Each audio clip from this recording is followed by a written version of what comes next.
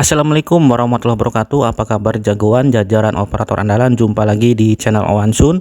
Pada kesempatan kali ini saya akan berbagi video tutorial tentang cara input kenaikan kelas peserta didik di Erapor. Baik, di sini saya sudah membuka aplikasi Erapor. Nah, di sini saya akan login menggunakan akun guru. Nah, di sini kita masukkan username guru dan passwordnya. Nah, di sini untuk nama sekolah tidak bisa diedit. Kemudian di sini kita pilih semesternya, yaitu semester yang sekarang. Nah, setelah itu kita pilih masuk. Sukses, kita pilih OK. Nah, maka akan muncul tampilannya seperti berikut ini. Nah, ini dia tampilan dari dashboard Erapor menggunakan akun guru. Nah, di sini untuk rincian kerja utama untuk guru dan wali kelas, di sini ada jenis kegiatan guru dan wali kelas. Nah, ini dia.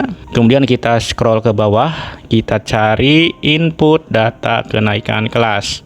Nah, di sini untuk status pekerjaannya belum dikerjakan. Sementara untuk progresnya masih kosong. Kemudian langkah selanjutnya kita pilih input kelengkapan. Kemudian kita pilih input kenaikan kelas. Kita klik. Nah, maka akan muncul tampilannya seperti berikut ini.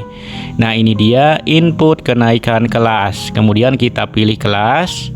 Kita pilih kelas 4. Nah, di sini akan muncul nama siswa, NISN, NIS, dan status kenaikan. Nah, di sini kita pilih naik ke kelas atau tidak naik ke kelas, tinggal kita sesuaikan saja. Nah, setelah kita memilih status kenaikan kelas, kemudian kita scroll ke bawah, kemudian kita pilih simpan data. Nah, sudah berhasil menyimpan data.